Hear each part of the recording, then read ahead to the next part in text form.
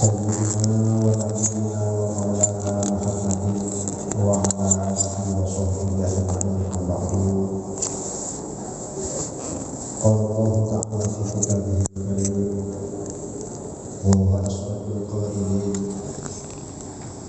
A'udzu billahi minasy syaithanir rajim. Bismillahirrahmanirrahim. Subhanaka la ilma lana illa ma 'allamtana innaka antal 'alimul hakim. Rabbi shrah li sadri wa yassir li amri wahlul 'uqdatam min lisani yafqahu qawli. Shadaqallahul 'azim. Hadratul mukarramin wal a'izza yang saya hormati dan yang saya muliakan, segenap pengurus Masjid Agung Al-Falah yang mudah-mudahan senantiasa diberikan kesehatan, umur yang panjang, dan diberikan keistiqomahan di dalam membangunkan masjid ini. Yang saya hormati dan saya muliakan bapak-bapak, ibu-ibu, jamaah Masjid Agung Al-Falah yang senantiasa dirahmati Allah. Alhamdulillah, puji dan syukur marilah kita haturkan kehadiran Allah Subhanahu wa taala atas segala limpahan rahmat, taufik, hidayah dan inayahnya. Pada subuh yang mulia ini kita ditakdirkan oleh Allah Subhanahu wa taala dapat bersama-sama melaksanakan sholat subuh berjamaah, yang mudah-mudahan ini merupakan tanda atau ciri orang yang bertakwa, sehingga harapan kita adalah kita termasuk dalam golongan tersebut. Amin ya rabbal alamin. Salawat dan salam tak lupa kita haturkan kepada junjungan kita Rasulullah Muhammad sallallahu alaihi wasallam beserta keluarga, sahabat, dan semua pengikutnya yang setia hingga akhir zaman. Bapak Ibu hadirin hadirat yang dirahmati Allah, pada kesempatan yang mulia ini insya Allah saya tidak lama-lama, karena ini sebenarnya adalah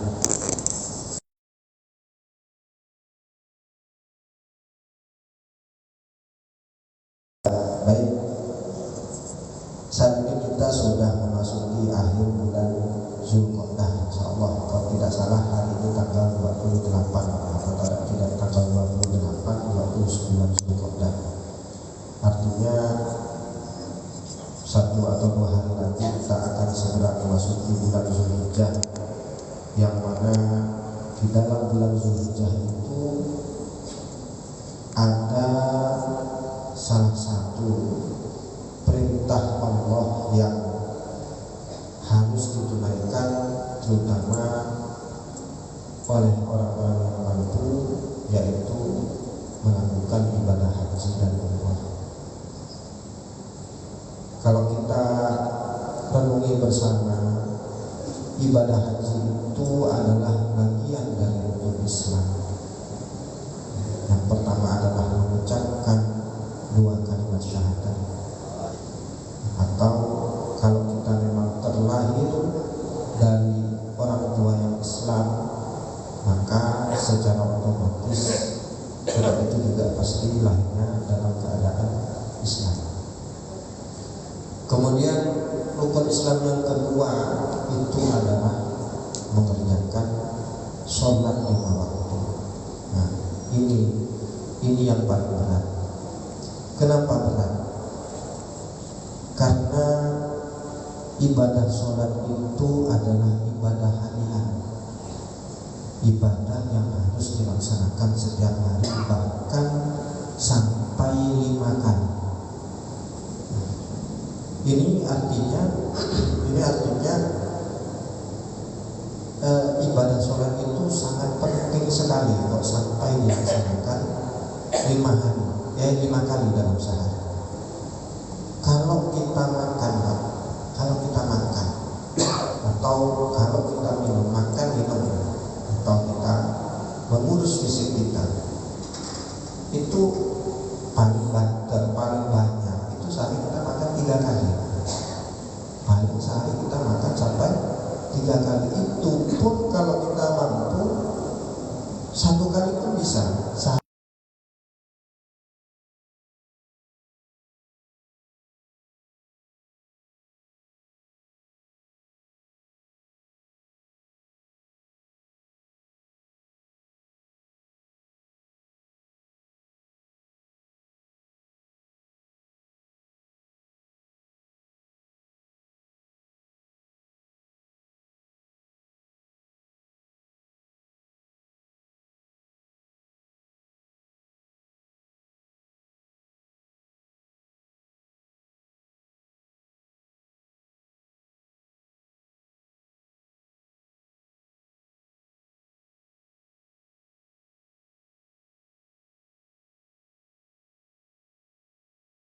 Terjadi ketidakseimbangan di dalam jiwa.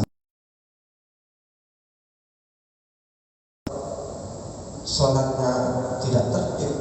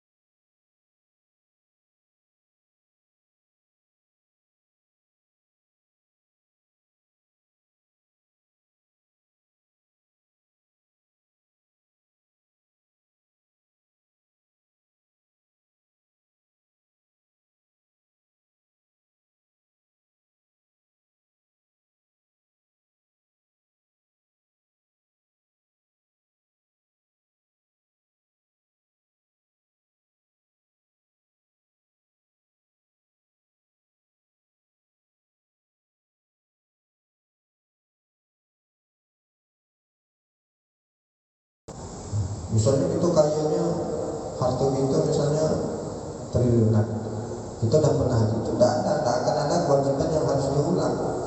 Kalau udah kita laksanakan sekali, itu udah cukup ya. Dan kalau kita renungi, ibadah haji itu memang murni ibadah fisik, murni ibadah fisik. Tidak ada di dalam haji itu kita diharuskan membaca sesuatu, diharuskan membaca. Beda kalau di dalam sholat. Kalau di dalam sholat ada bacaan-bacaan yang harus wajib kita baca. Misalnya Fatihah itu wajib kita baca. Kemudian tahiyat atau tasyahud, bacaan tasyahud itu wajib kita baca. Sholawat wajib kita baca. Tapi kalau di dalam haji ya, bahkan puasa sama juga, itu murni ibadah fisik. Tidak wajib kita itu sebenarnya membaca labbaik Allahumma labbaik. Itu kalau seandainya kita diam itu cuma keliling, itu sebenarnya sudah sah. Memang ibadah haji itu adalah murni ibadah fisik. Tapi iya, walaupun ibadah haji itu adalah ibadah fisik, alangkah tidak pantasnya kalau kita ibadah haji itu misalnya tengah tawaf itu main game misalnya. Sekarang orang kan pegang HP kan main game, atau sambil main HP.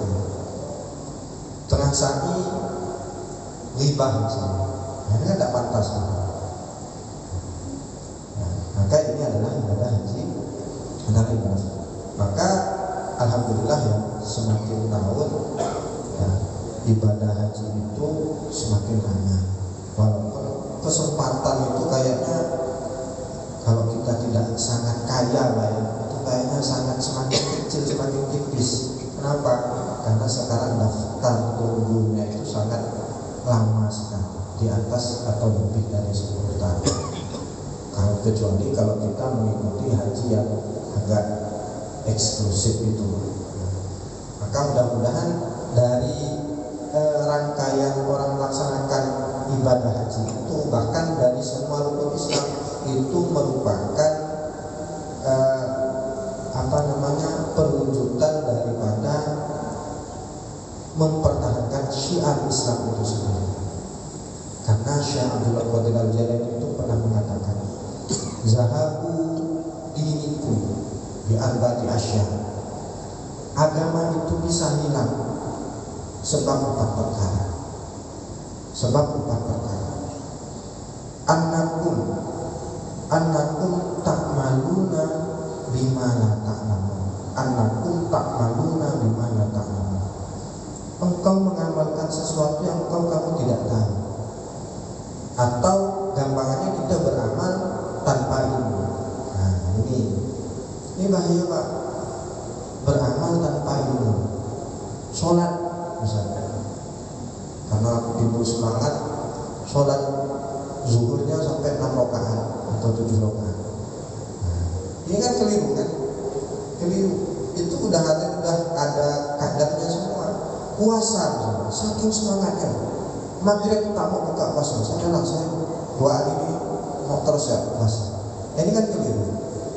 Ini bahaya kalau kita seperti ini. Annakum ta'maluna bima la ta'lamun. Kau mengamalkan sesuatu tanpa ilmu. Ini yang pertama. Asani annakum la ta'maluna bima ta'lamun. Annakum la ta'maluna bima ta'lamun. Engkau tidak mengamalkan sesuatu yang kamu ketahui, atau kita punya ilmu tapi tidak mau diamalkan. Nah, kalau yang pertama tadi beramal tanpa ilmu, orang bodoh tapi dia suka ibadah, tidak mau belajar. Yang kedua beramal punya ilmu tapi tidak diamalkan. Punya ilmu tapi tidak diamalkan. Tahu tentang sholat itu wajib. Tahu ngomong kasar itu tidak boleh. Tahu menyakiti tetangga itu tidak boleh. Tapi tidak diamalkan. Nah, ini bahaya. Itu sangat berbahaya. Annakum la ta'maluna bima ta'lamun. Kemudian yang ketiga, annakum la tata'allamuna, annakum la tata'allamuna mimma, ini lupa ya. Annakum la tata'allamuna mimma la ta'lamun. Kamu tidak mau belajar. Kita tidak mau belajar. Nah, ini sangat begini, apalagi kita Pontianak, Pak. Pontianak ini masjidnya banyak, pesantrennya banyak, majelis taklim itu banyak sekali. Majelis taklim, orang-orang yang katakan alim-alim itu banyak di Pontianak ini sekarang. Beda mungkin dengan 20 atau 30 tahun yang lalu kan. Kalau yang kita kenal seperti Habib Soleh, nah itu mungkin segelintir orang-orang yang mungkin dulu merintis tersebarnya Islam di Pontianak ini. Maka sekarang ini di tempat kita ini banyak sekali kesempatan kita untuk belajar, dan itu kita harus selektif atau dalam arti harus bisa memfilter, harus tahu tidak sembarangan belajarnya, itu tidak sembarangan. Itu yang ketiga. Kemudian yang keempat, annakum tamna'un nasa min ta'allumi bima la ta'lamun. Sebab hilangnya agama itu kalau kita mencegah orang-orang belajar. Di antaranya apa? Kita punya anak. Kita punya anak tapi kita larang anak kita belajar ngaji. Ini bahaya. Dah ikut bapak kerja. Ini kita boleh mengarahkan anak kita jadi apa, tapi jangan lupa pendidikan agamanya. Misalnya kalau dia jadi tentara, itu tentara yang punya ketakwaan, punya ilmu, tahu tentang agama. Misalnya kalau anak kita jadi polisi yang tahu tentang agama. Jadi dokter, begitu juga seterusnya. Ya, tidak mesti harus jadi ustaz. Nanti kamu nonton yang tidak jadi ustaz. Nah, itu tidak harus seperti itu. Tapi setidaknya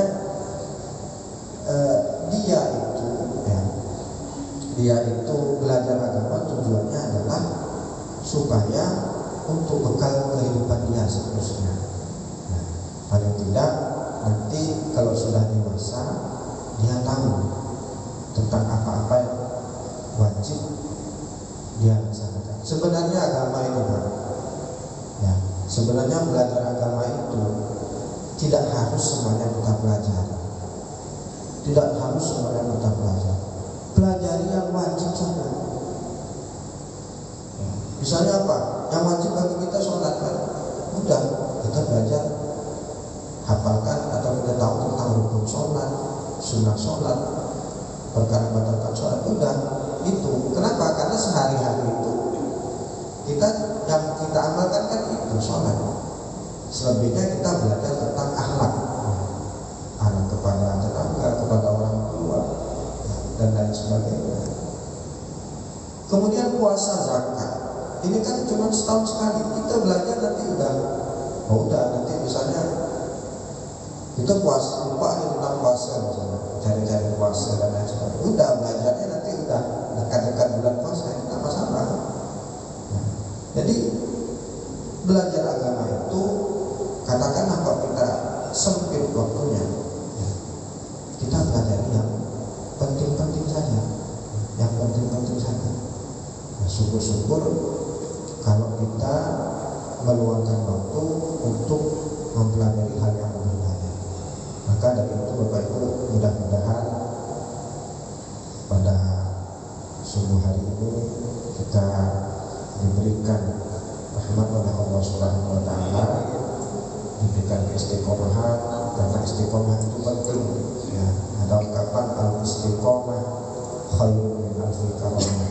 Orang istiqomah itu, ya, keistiqomahan itu konsisten daripada 1000 keramat. Keramat, kalau keramat itu kan katakan dia bisa terbang, itu tidak mungkin muncul tiap kali. Tapi namanya orang istiqomah itu kan setiap kali harus muncul.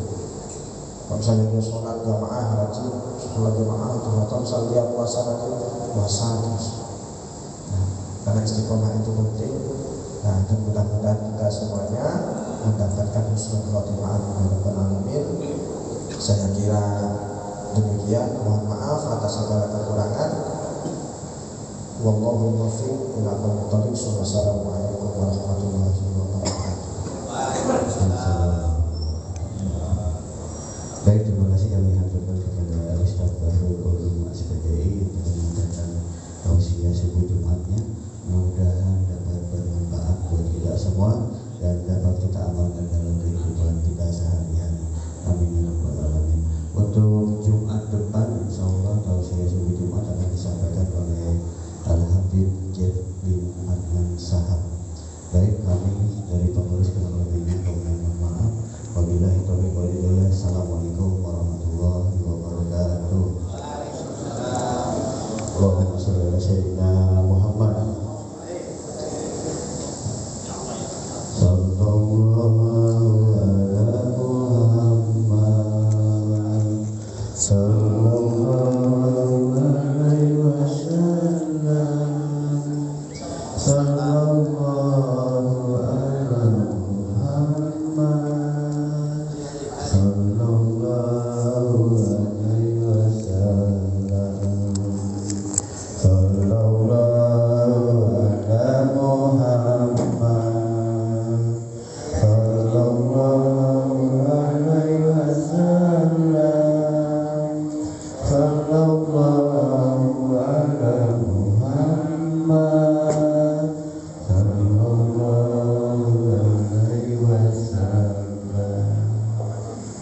taqabbalallahu minna wa minkum. Terima kasih Bapak Ibu-ibu yang telah menyaksikan live kami tentang di Masjid Agung Al-Falah. Terima kasih juga, semoga bermanfaat dan berguna untuk kita semuanya. Barakallahu fiikum. Wabillahi taufiq wal hidayah. Wassalamualaikum warahmatullahi wabarakatuh.